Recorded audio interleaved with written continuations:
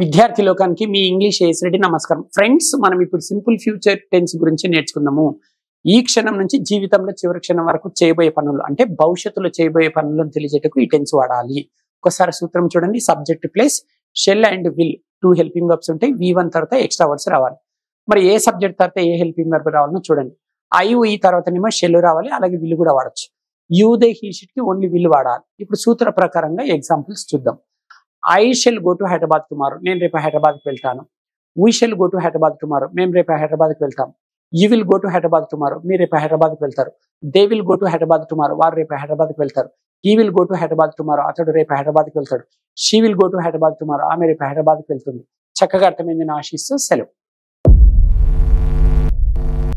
విద్యార్థి లోకానికి మీ ఏఎస్ నమస్కారం ఫ్రెండ్స్. మీకు సంచలన శుభవార్త.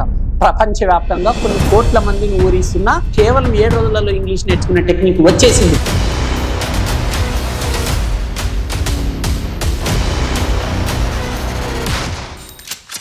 Indian popular spoken English trainer mister AS Reddy గారిచే కలం కాగితం లేకుండా కేవలం 20 రోజుల్లో ఇంగ్లీష్ నేర్చుకుందాం రండి.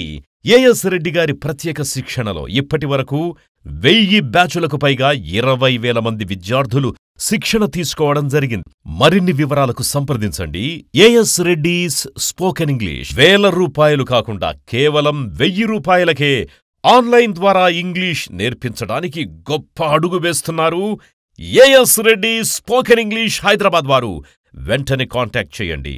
Cell number 9989379269. విద్యార్థి లోకానికి మీ ఏఎస్ నమస్కారం. నా తల్లిదండ్రుల, గురువుల మరియు సరస్వతి మాత ఆశీస్సులతో నేను ఇప్పుడు 2 తెలుగు రాష్ట్రాలలోని విద్యార్థి లోకానికి ఒక సంచలన శుభవార్త తెలియజేస్తున్నాను.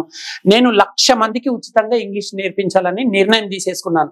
మరి ఈ ఉచిత స్పోకెన్ ఇంగ్లీష్ శిక్షణకు ఎవరు అర్హులు అంటే మినిమం క్వాలిఫికేషన్ డిగ్రీ అయి ఉండాలి. ఈ డిగ్రీ వరకు అంటే 1వ తరగతి నుంచి డిగ్రీ వరకు ప్రభుత్వ పాఠశాలలో, కళాశాలలో చదివిన విద్యార్థులు మాత్రమే అర్హులు అన్నమాట.